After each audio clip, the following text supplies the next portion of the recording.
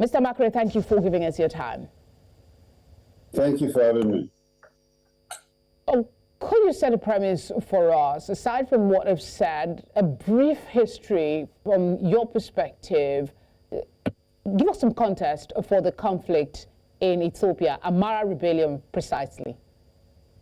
Well, to be very precise, what has happened in northern Ethiopia is the uprising of the people of Tigray. The TPLF has been, fighting the government, and in that period of about some years back, the Fano militias from Amhara actually joined the federal government to fight the Tigray TPLF. And after the defeat, now the president of, the Prime Minister Abiy Ahmed, wanted to bring all these people together. First of all, he wanted to disarm the Fano militias. And remember, during the war, he supplied them those arms and ammunition. Now, he wanted to disarm them, and they said no, they are not ready to be disarmed because they still feel that they have been marginalized. And of course, in a way, they are trying to, be independent of Ethiopia itself. So, bringing them together is a very big problem, and an insurgent situation has occurred. I think that's briefly what is happening in that area now. Again, their primary grievances that is now making them say no to being disarmed, and how it is escalating the violence we have today. Well, trying to disarm them, I think they have decided that they don't want to disarm, and of course it has escalated it. A lot of humanitarian problems we're having right there. You have all kinds of children out of school and stuff like that. And of course, a lot of people are being killed because right now what is happening is that the Ethiopian National Defense Forces are, going out of their way to make sure that they force them into the union. And I think that's not going to help at this time because I think they are, if you see the kind of organizations that they are forming, and that's another thing, they are not together. They have different militia groups operating independently, and that makes it very, very difficult, to even have a talk with a particular group. Okay, can you confirm for us, if it is your view, that the responses being given by the Ethiopian government is fostering further distrust and increasing the level of violence? I think basically that is, you nailed it on the head right there. It's total distrust, because while you are talking about this, they are still having prisoners of war, arrests, and people are missing and stuff like that. So the Fano people don't trust the Ethiopian government at all. They don't. So to amend this, I think the best thing for them to do is to build those trust, release the prisoners that they have in their custody, and then, of course, mend defenses that will bring everybody back to the table. The role that the Tigray People's Liberation Front has played in this rebellion? Right now, it's like the enemy of your enemy is my friend or something like that, whereby the Tigray people were actually the ones that both the Fano and the ENDF are fighting against.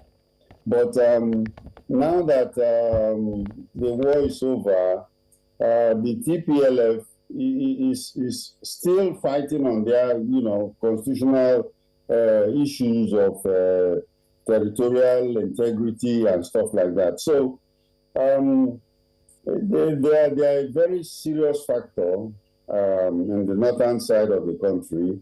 The illegal killings have to stop, and then, of course, bring everybody to the round table to talk. There's always the human cost to all of this. Could you paint for us a picture of what the humanitarian implications of this rebellion is? Well, you know, when there is a conflict like this, a lot of humanitarian problems do occur. And of course, they have, people that are displaced, a lot. Thousands of people are displaced, have not been to their place. And then, of course, you have international humanitarian society organizations trying to get in there. And it's very, very difficult because that terrain, too, is another problem because it's a hilly area. And getting to those people to either even give them some kind of palliative is just too difficult. So the humanitarian thing is very, very heavy. I think that's one thing they have to look at because children are dying, people are dying, shallow graves all over the place, dead bodies, the hospitals are not even adequate to contain this human problem that has arisen. Amhara tribe or people are one of the largest ethnic group. Can you touch briefly on how the conflict is impacting Ethiopia now, not just Amhara, economic development and growth? Because if you have this large portion that is not productively engaged, there must be some ripple back. Well, you know that the Tigray people are, very influential, but they are not the majority tribe that is in the country. And of course, I really don't know the dynamics of the tribal relationships there, but I feel that to the people, either the Fano people or the TPLF people are not, very, very much in trust of Prime Minister Ahmed. Because Ahmed, many people see that they feel that he's just doing whatever he likes, and that escalates the problem. Because I don't think he's ready to bring the country together at this time, because they feel that there is no nationalistic, should I say, favor for him to move forward. Many the people distrust him, and if that is the case, it will take a long time for people to gather together and have a common goal for Ethiopia. Quite sad, the picture you paint, but there is always a solution, isn't it? What would be potential angles to resolve the Amhara rebellion, and how do you think this can work?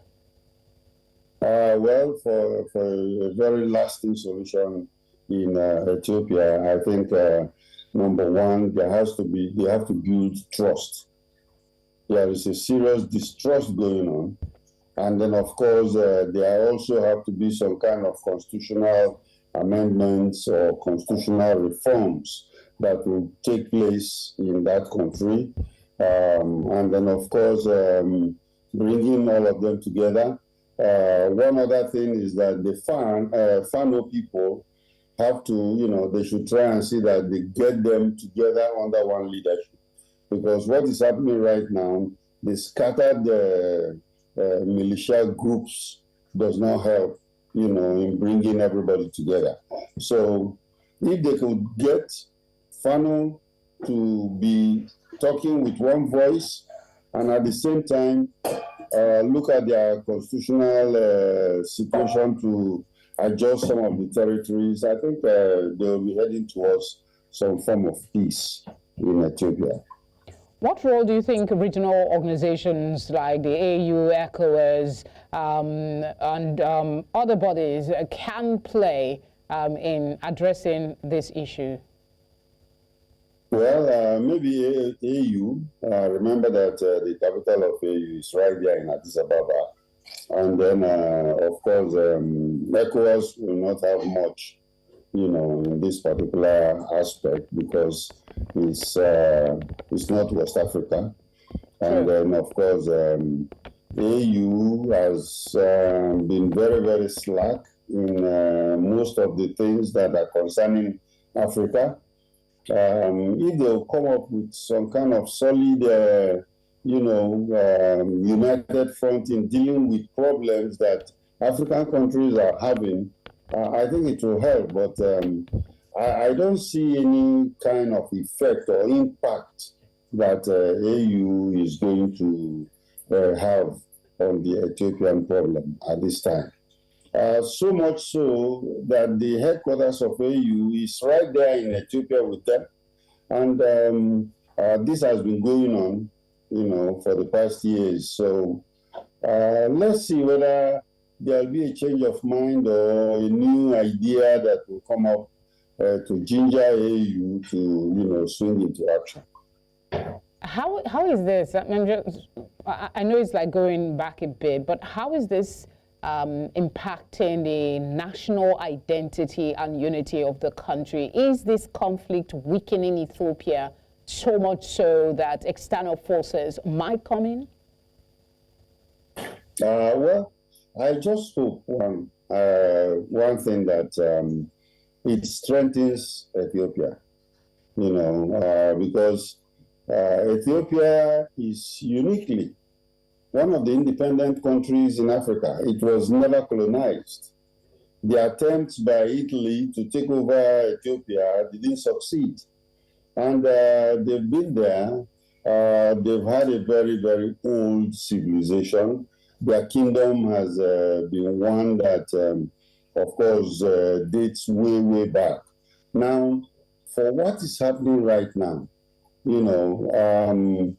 there is this division, especially when you think of when the military came into power in Ethiopia, and after that, the civilian regime and everything. We hope that Ethiopia will come back, bounce back to its feet.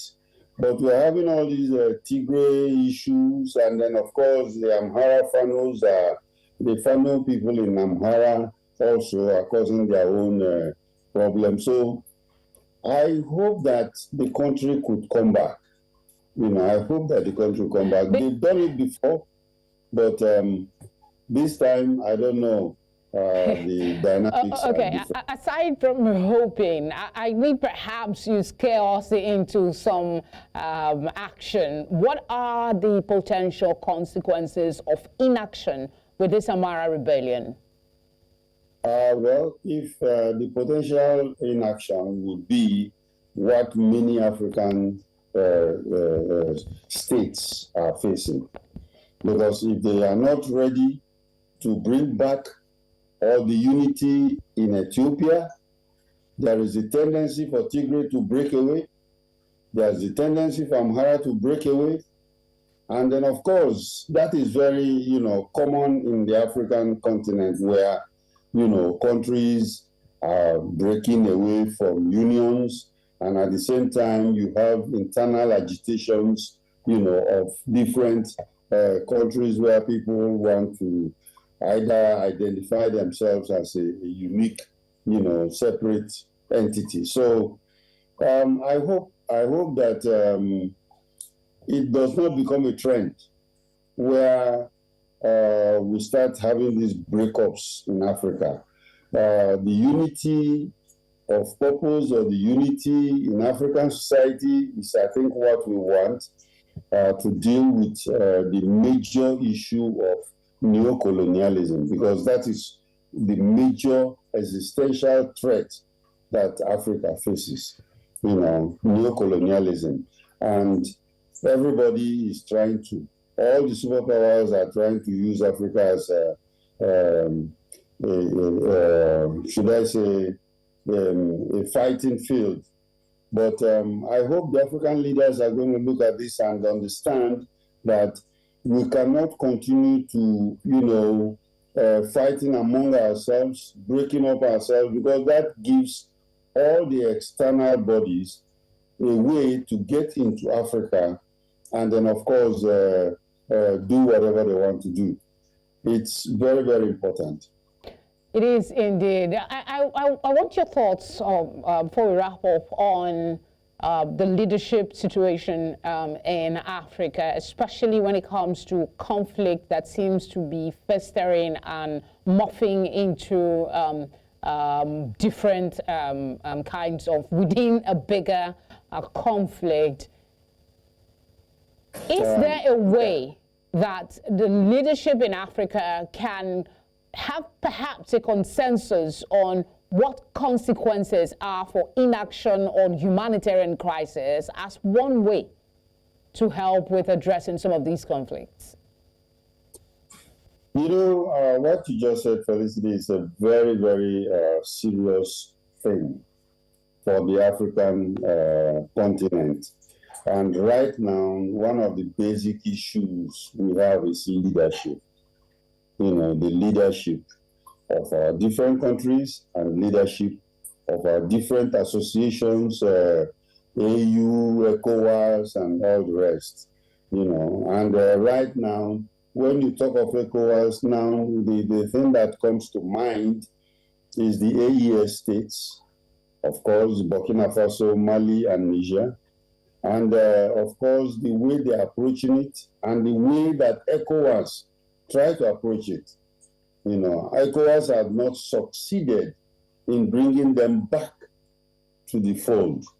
In Africa, when you look at Africa as a whole, one thing we have to realize is that the foreigners, or should I say the European countries or the other superpowers, are looking at Africa as a place where they could get cheap natural resources and then, of course, develop their own countries while our own people wallow in poverty. Now, if our leadership is very, very circumspect on this, and then, of course, know exactly what the game is all about, then they will come together and make sure that we develop Africa on our own.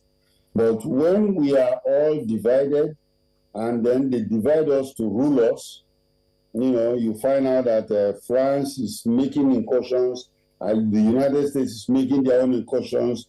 China is, in fact, seeing this as a new frontier. It becomes a very, very big problem. And it's so sad. It's so sad because the present leaders of the AU are not thinking of that. Most of them they've overstayed their welcomes in their own states.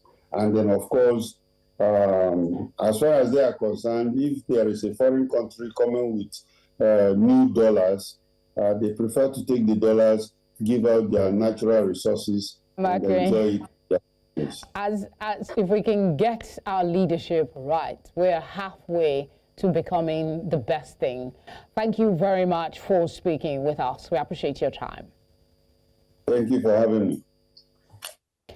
As Mr. Amachree was talking, my mind was on the humanitarian implication of these crises. The young women, girls are the ones most vulnerable.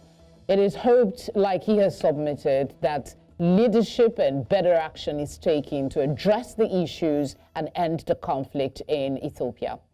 Thank you for watching. Stay tuned to News Central for more programming. I'm Felicity Ezewike.